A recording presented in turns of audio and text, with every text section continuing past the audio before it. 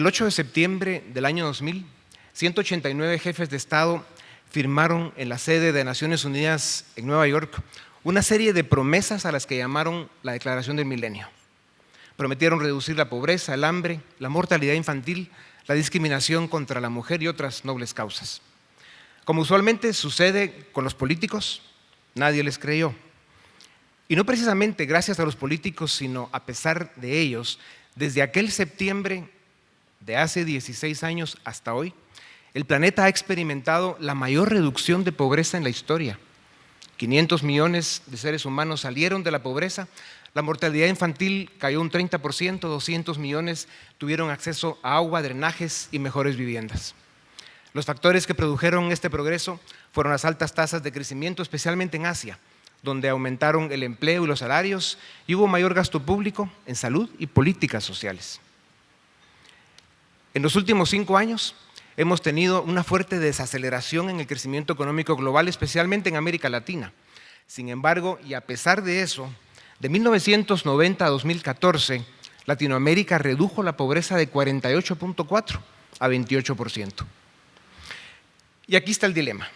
A partir de este momento yo podría contarles una historia de motivación y decirles que hay problemas, pero que todo va a estar bien, o decir también que no debemos ser negativos y que el optimismo es bueno para la salud.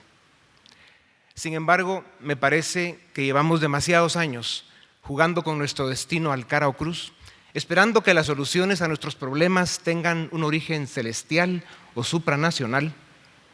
Algunos llegan al extremo de proponer que declaremos la guerra a Estados Unidos para que al final del conflicto, que duraría más o menos 15 minutos, nos enlisten como el Estado número 51.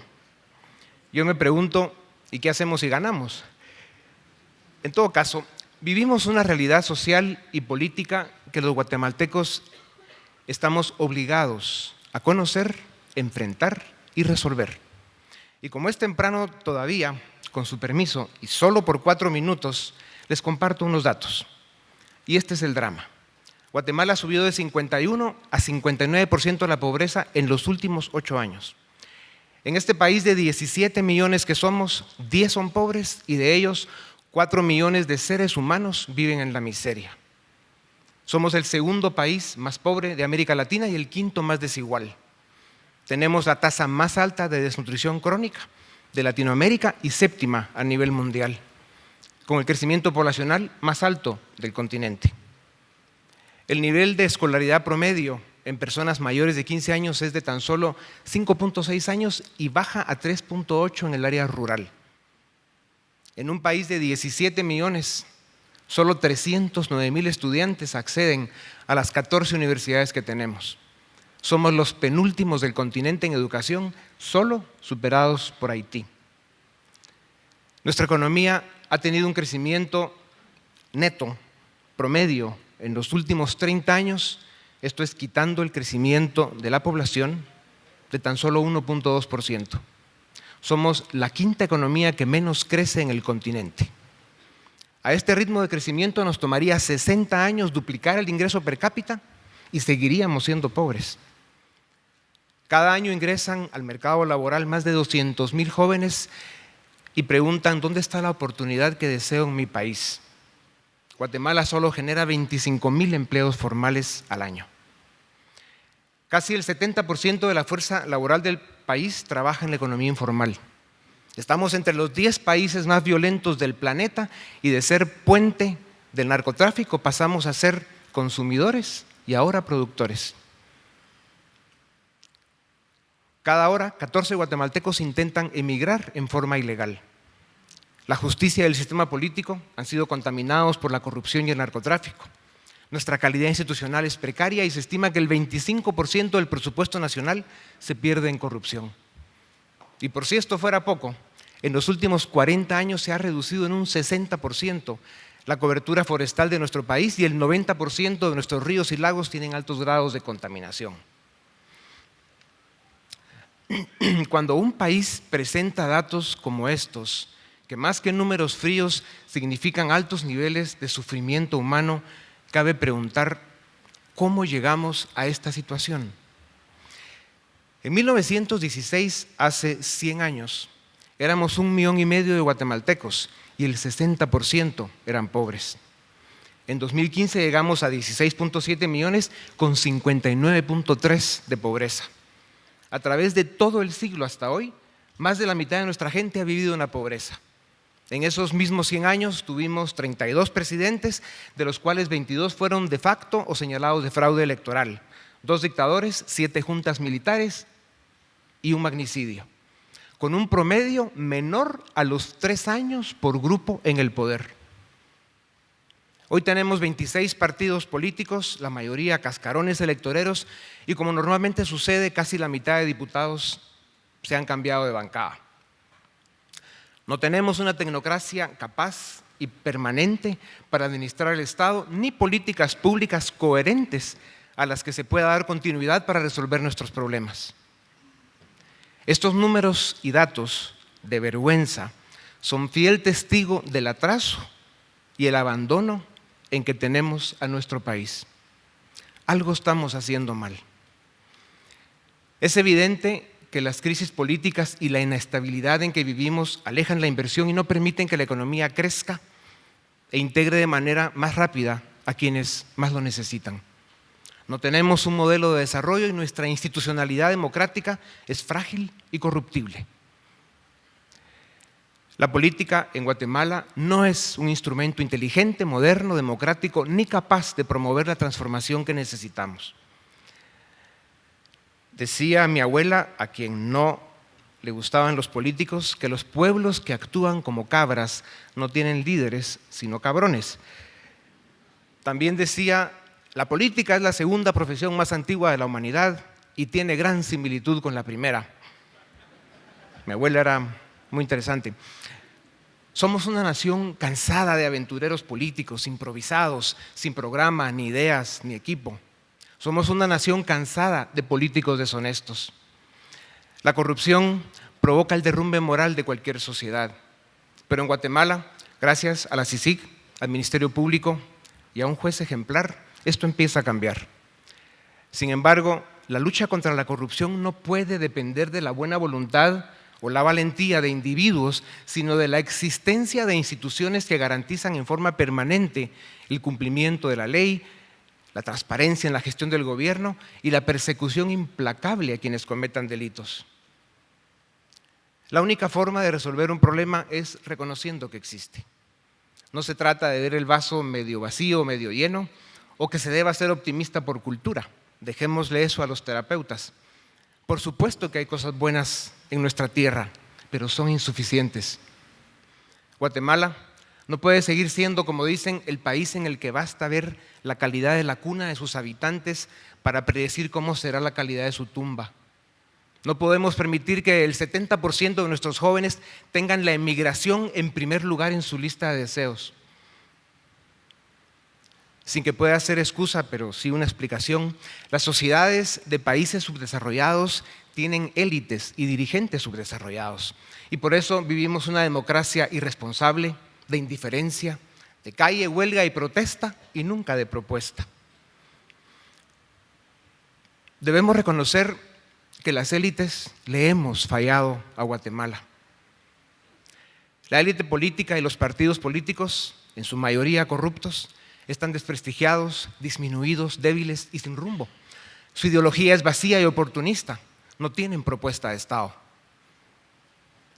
Con escasas excepciones, la élite económica está perdida en sus empresas y no ve que su país se desmorona en sus narices. No tiene discurso ni propuesta, carece de líderes, de imaginación y de sentido político. Proyecta una imagen de ignorancia social, analfabetismo político y egoísmo que le separa del resto de la sociedad. La academia está encerrada en sus bibliotecas y la sociedad civil también, con escasas excepciones, se presenta tímida, fragmentada y sin dirigentes relevantes. Así funcionan las sociedades divididas y en conflicto, las mismas que fracasan y heredan tristeza y decadencia por generaciones. Sus dirigentes son incapaces de articular una agenda de consenso para lograr un modelo de desarrollo que incluya a todos. Predominan los intereses, la ideología y las agendas escondidas. Se deja a la nación en último lugar. Analistas e intelectuales de izquierda se preguntan frecuentemente por qué es tan difícil para los empresarios hablar con profundidad de desigualdad, pobreza y política, y más aún por qué les cuesta tanto hacer propuestas que solucionen estos problemas. Y los empresarios se preguntan por qué a la izquierda le cuesta tanto entender el proceso económico y por qué no logran aclarar la dicotomía entre crecimiento económico y desarrollo social y el hecho de que uno no puede existir sin el otro. Hay crecimiento económico, pero la realidad es que solo beneficia a los sectores de la sociedad que participan de él. La mayoría queda fuera. Esto mantiene los niveles de pobreza, aumenta la desigualdad y, por supuesto, incrementa la conflictividad política y social. Debemos multiplicar por 5 el crecimiento de nuestra economía para que funcione para todos. Muchos dirigentes, en lugar de tratar estos problemas con seriedad y responsabilidad, escogen un discurso populista y de confrontación y con sus propuestas agravan más la crisis que ofrecen resolver. Y los empresarios, con su débil cintura política, suben el volumen de la desconfianza, se esconden en sus trincheras y el ambiente se llena de un diálogo de sordos donde nadie escucha a nadie y nadie confía en nadie. Y así, entre promesas y discursos, nos la hemos pasado entre gobiernos de transición y gobiernos de delincuentes, discutiendo sobre planes, visiones y promesas que nunca llegan, solo para hacer el país del futuro en un presente que nunca pasa. Es cierto que el mundo ha tenido avances extraordinarios, pero también es cierto que la desigualdad ha aumentado y que en países como Guatemala no hemos hecho nuestras tareas. Expertos en el tema de la desigualdad la comparan con el colesterol. Hay de la buena y de la mala. Y afirman que el progreso implica desigualdad y que solo en la miseria generalizada hay igualdad económica, como lo confirma la historia. Hay virtudes esenciales para alcanzar el crecimiento económico y el desarrollo social que tendrán desigualdad de la buena como consecuencia. Estas son la iniciativa individual, el reto personal por la excelencia y los incentivos que motivan al ser humano para el trabajo duro y el sacrificio para alcanzar el éxito. Y para aliviar la pobreza y la desigualdad, los gobiernos, a través de políticas públicas transparentes, deben apoyar a quienes se han quedado atrás para que tengan acceso a la oportunidad de alcanzar una vida digna.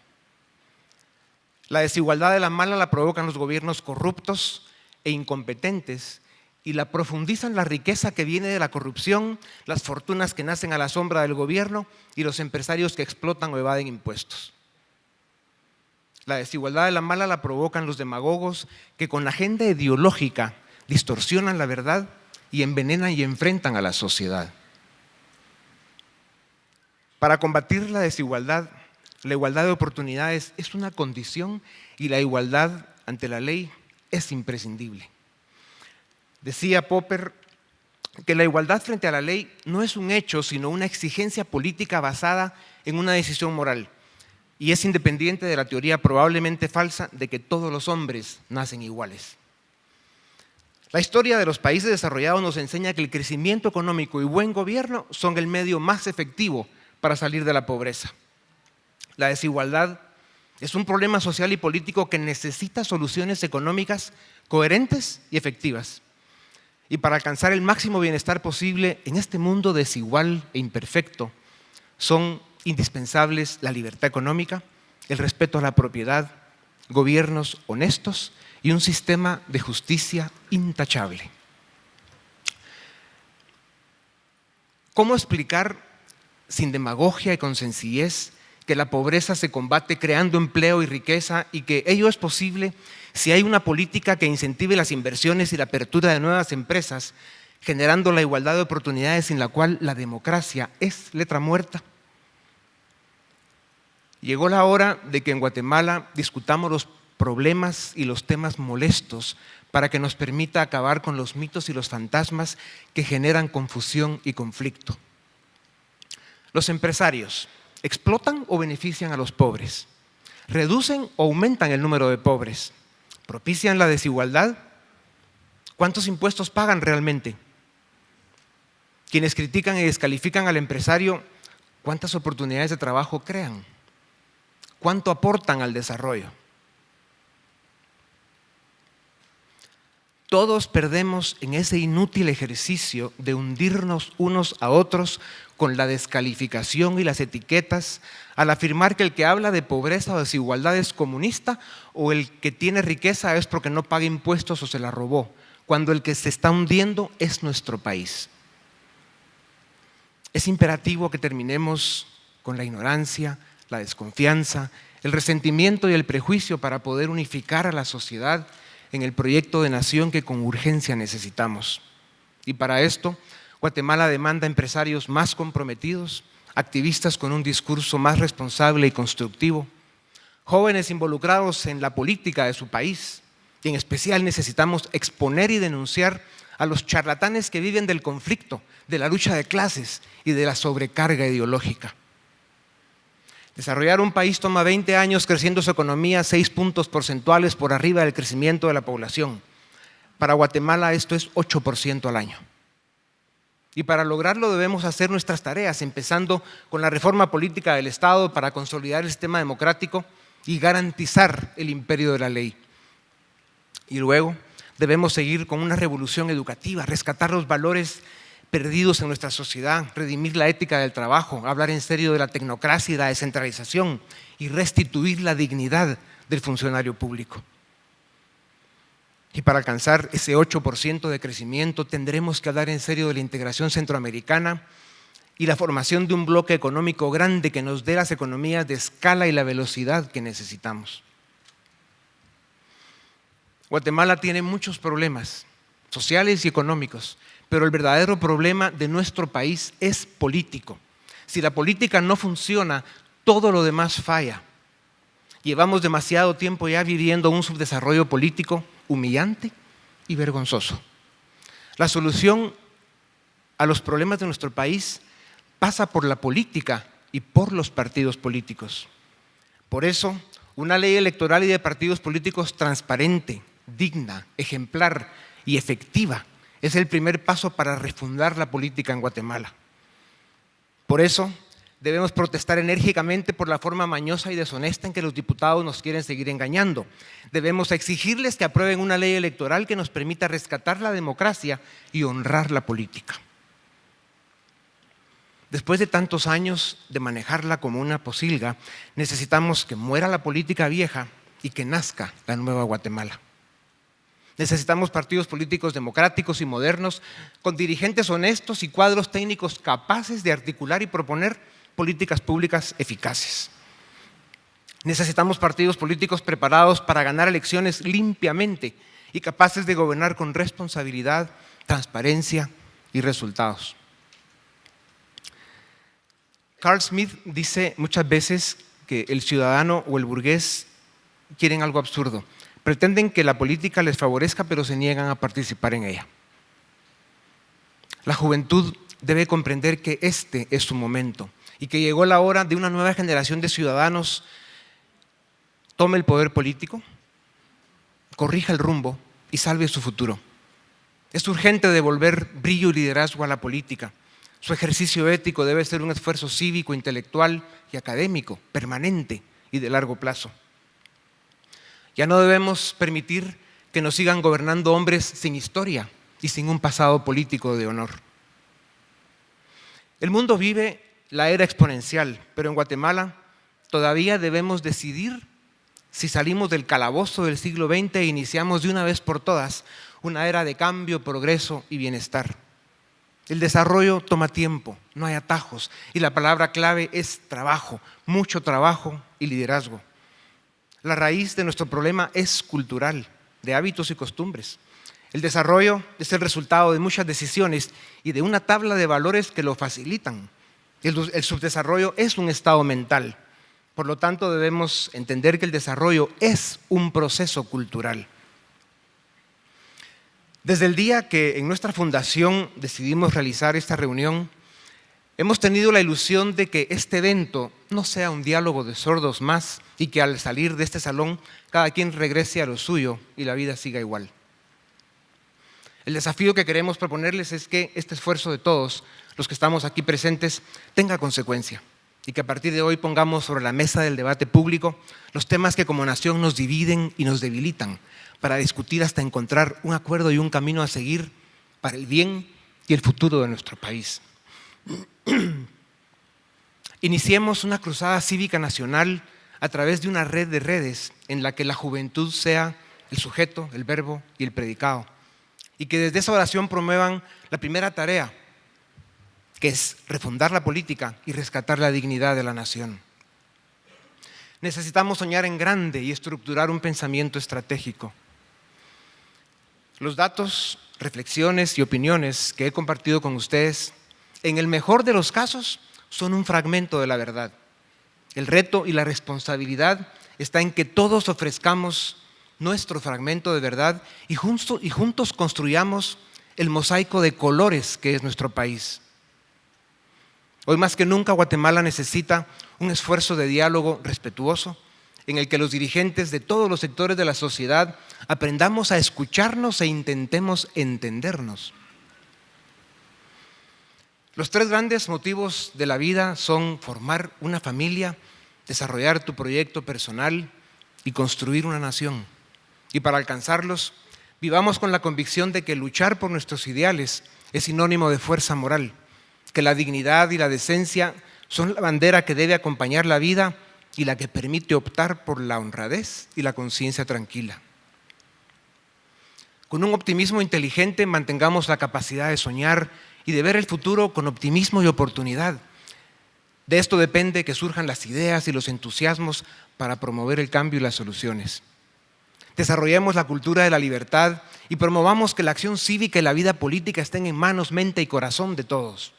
Y veremos que cuando esto sucede, la sociedad se mueve por caminos de decencia, de imaginación y trabajo fecundo, condiciones indispensables para erradicar la pobreza, combatir la injusticia y subir el nivel de vida del ciudadano. Nosotros, los seres humanos, no hacemos las reglas que gobiernan el universo, pero sí las que dirigen nuestro corazón. El universo no nos pide que hagamos grandes cosas, nos pide que hagamos cosas con gran cuidado. Nos pide que sepamos qué hacer con nuestra vida y cómo llevarla a cabo. Pero en especial, el universo nos pide que sepamos el porqué, la razón de nuestra vida. Los irlandeses cuentan la historia de un hombre que llega a las puertas del cielo y pregunta si puede entrar. San Pedro lo recibe y le dice: enséñame tus cicatrices. El hombre responde: no tengo ninguna. Qué lástima, le dice San Pedro. No había nada por lo que valiera la pena luchar. En fin, el desafío más grande de nuestro tiempo es que no perdamos el lado humano de nuestras vidas, que recuperemos y fortalezcamos los valores que hacen respetable la raza humana y que la honradez, el respeto y el sentido de nación prevalezcan en nuestras acciones y en nuestras relaciones con los demás.